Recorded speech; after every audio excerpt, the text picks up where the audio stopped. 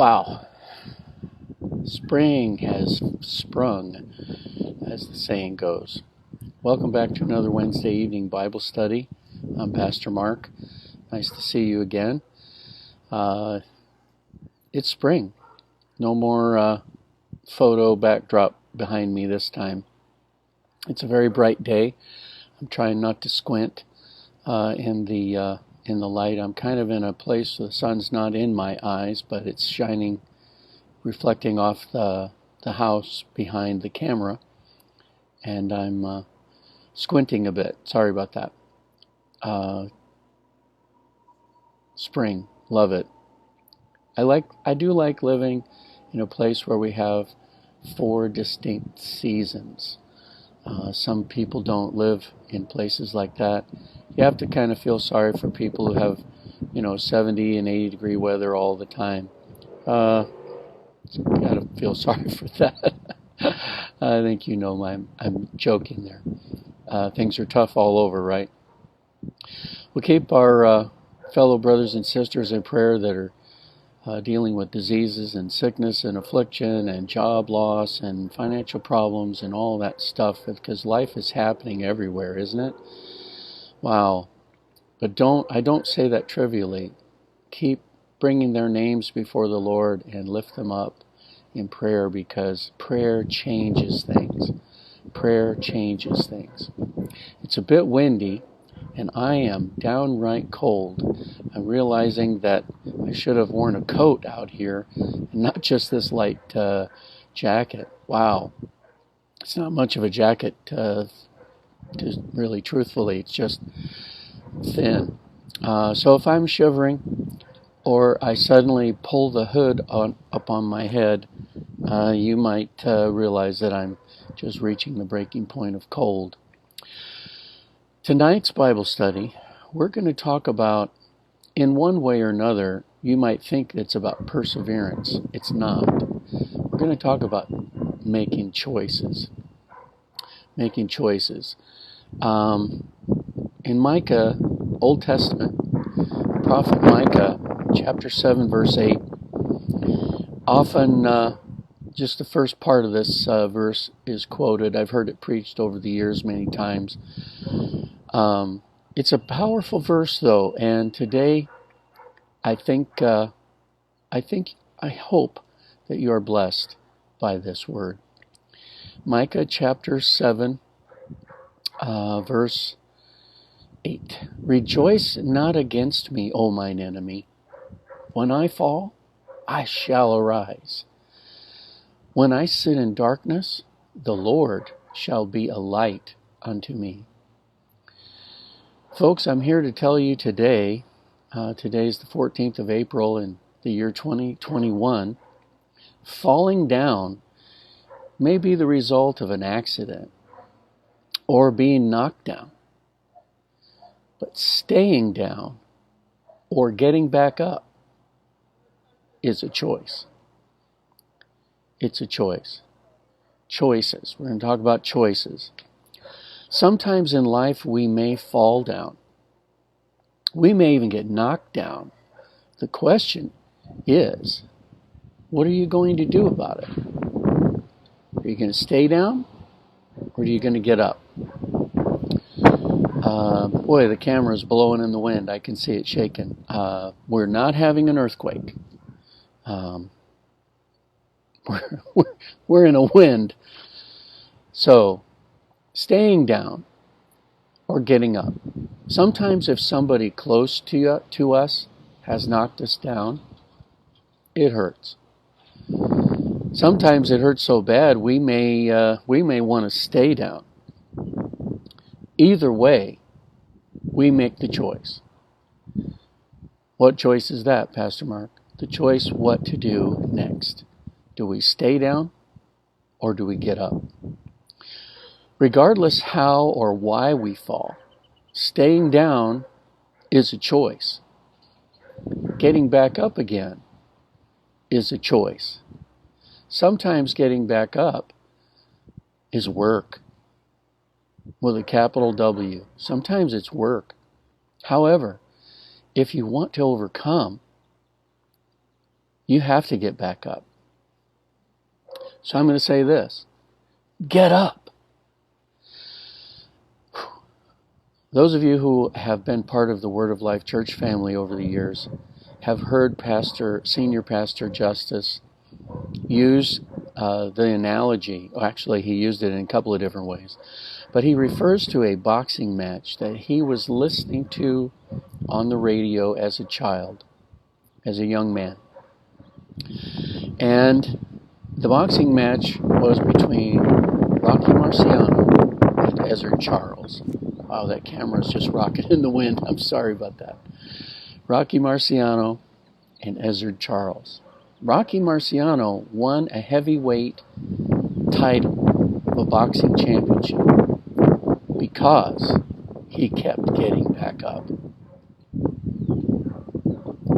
I'm going to say that again. Rocky Marciano won a heavyweight title because he kept getting back up. Getting up is a choice. Every time Ezzard Charles would knock him down, and he did get knocked down quite a few times, Rocky would get back up.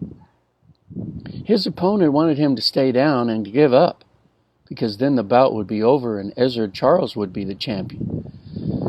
But Rocky Marciano's will to win, his will, his inside him, sorry I'm banging on the microphone, his inner will to win made him get back up. He had already made the choice before the bout that he was going to get up. He was going to win. He was going to do what he had to do to persevere and to overcome. Now, this is a fantastic analogy of how the enemy of our souls continually seeks to steal, to kill, or destroy our lives. Folks, keep getting back up. I can't say it any stronger. I could shout it, I could yell it, I could get up and walk around and point my finger. You get the point, I'm sure. Keep getting back up. We've got to get back up. You can't stay down. You've got to get up. You've got to get up. In Matthew chapter 24,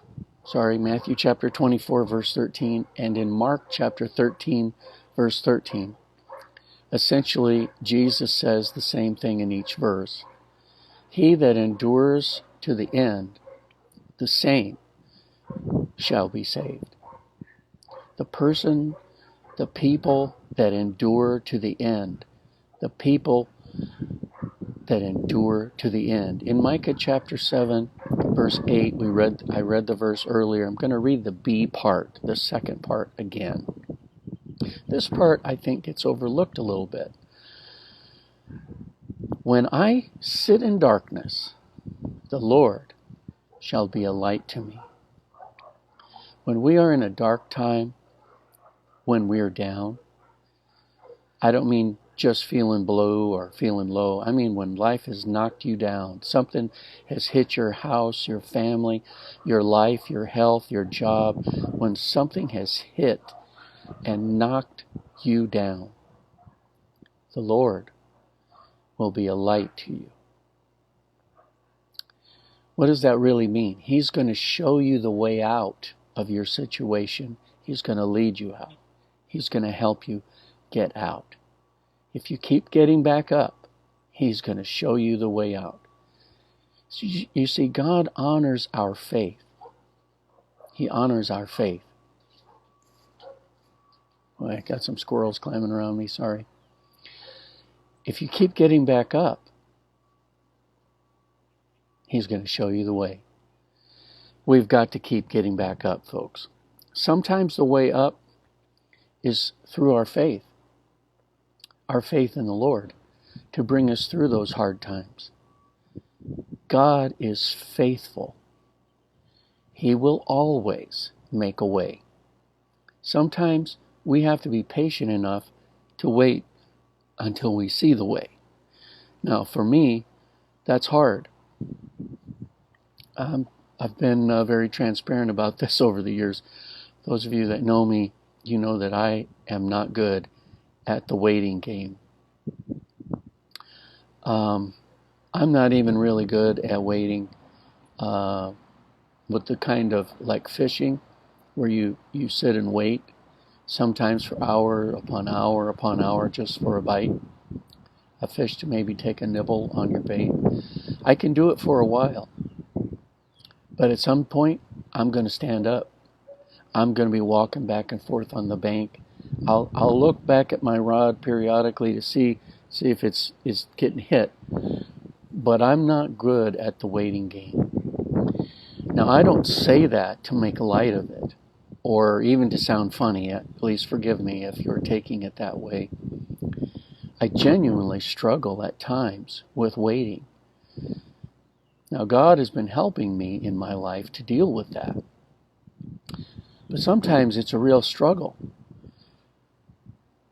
I will say this, you and I are real people. We're real people. We're dealing with real life. We're dealing with things, situations, other people. Can I get an amen? Other situations outside of our control that we don't have any control over at all. And we just have to deal with it, right? Well, one way to deal with that is through your faith and get back up. We all don't have the exact same challenges. Let's just be honest about that. Let's be candid about that.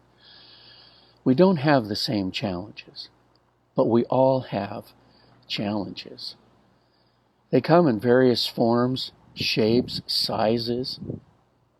I heard someone say recently, that's a biggie. And that might be. Some are physical. Sometimes the challenges we face, the trials we go through, sometimes they are physical. Many are, in fact, dealing with health issues in our very own church family. Some are very, very serious, even life-threatening. I will just interject here, but God is faithful. God is faithful. Keep getting back up. Some of these challenges and challenges and trials, knockdowns that we have are financial. And sometimes they can be pretty serious too. I know people in my life that have lost their homes, had cars repossessed, other things, had their identity stolen, and money taken from their account, and sometimes months before they were restored. It's terrible. These challenges, these knockdowns, they come in various forms. Sometimes they're in the form of a relationship. We are human beings, after all, and we deal with other people.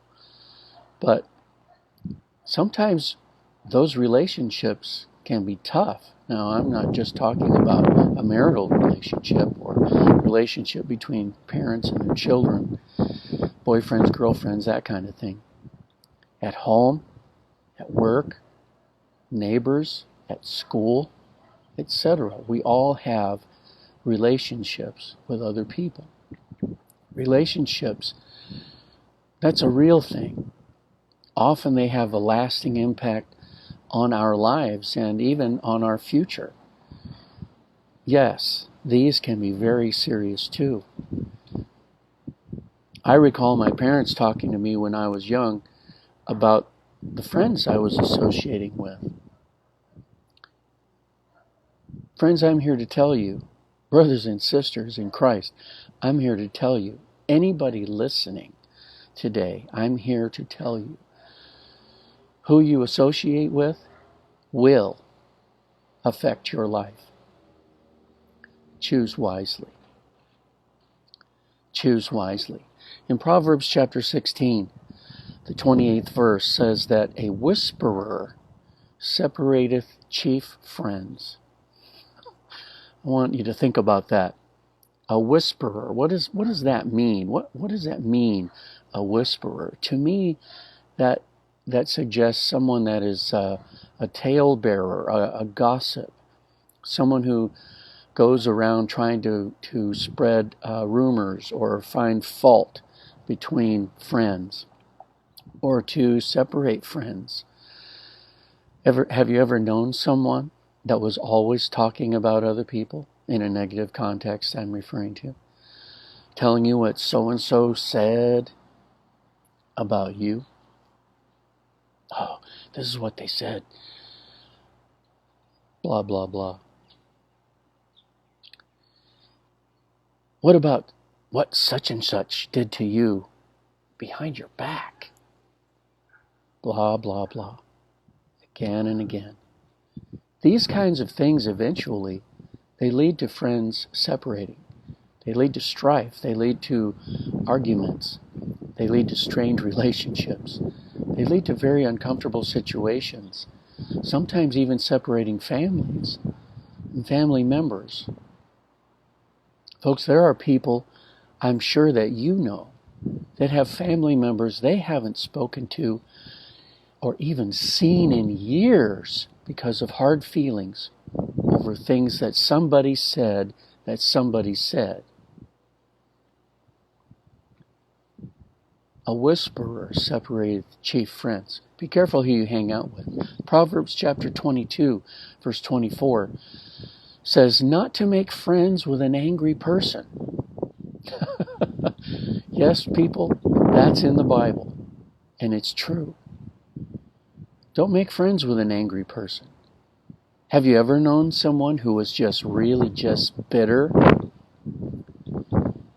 That's like poison.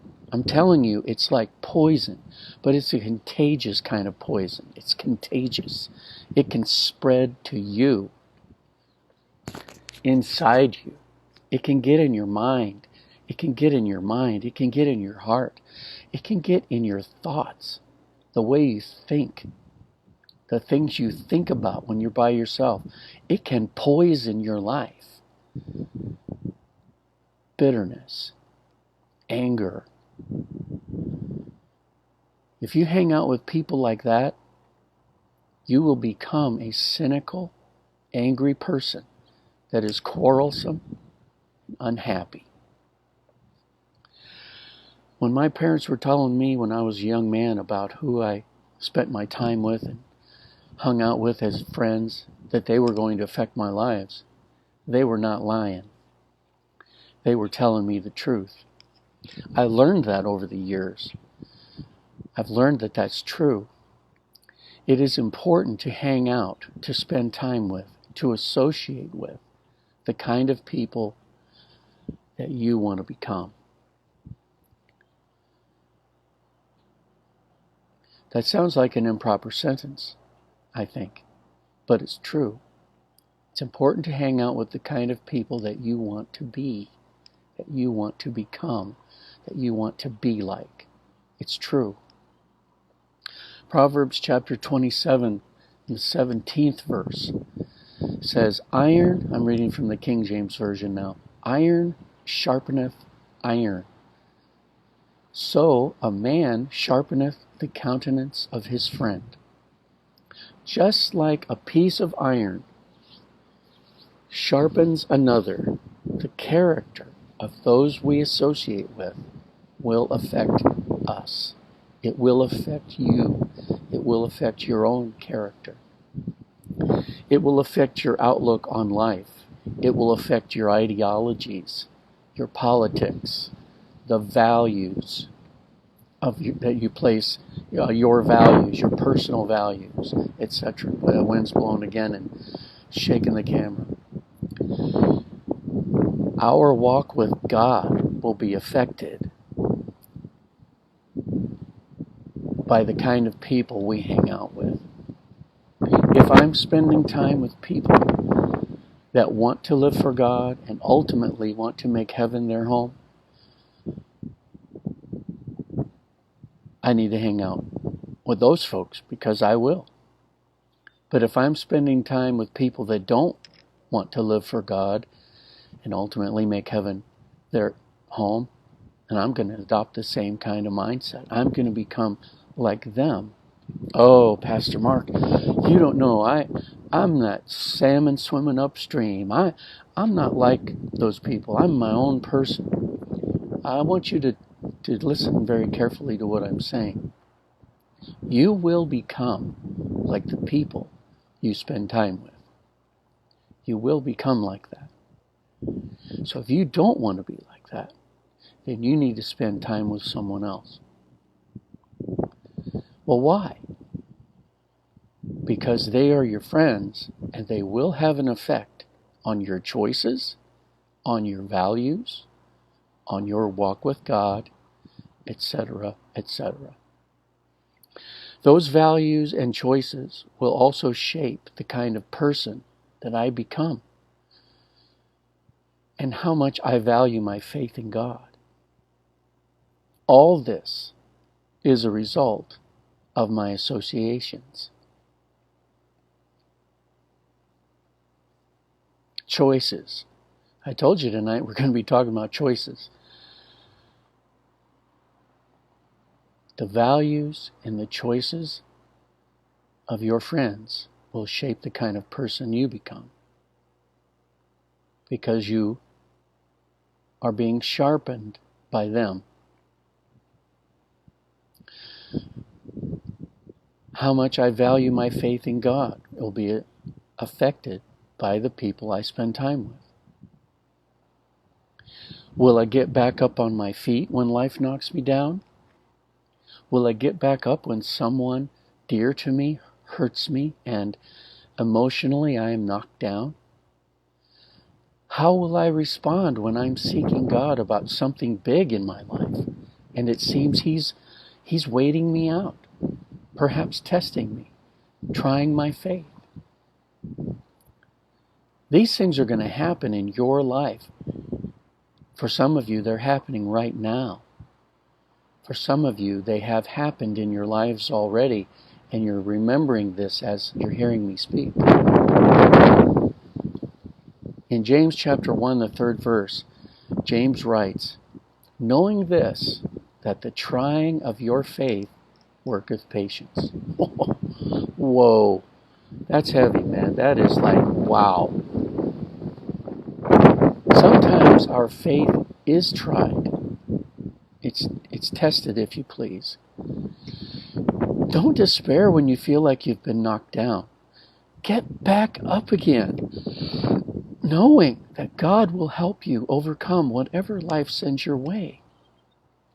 He's got this. Pastor Justice was telling me recently that someone shared with him that they had seen the Lord in a dream or a vision, or the Lord spoke to them in a time of prayer. I don't remember exactly what that was. They're going through a major thing right now in their lives, and the Lord shared with them that He's got this. He's got it. In other words, have confidence in me. Don't be afraid. Don't despair. I've got the way out of this. I'm going to work this out for you. Whatever you are going through, you have to keep getting back up. No matter how weary you've become, get back up. No matter what the doctor said, get back up.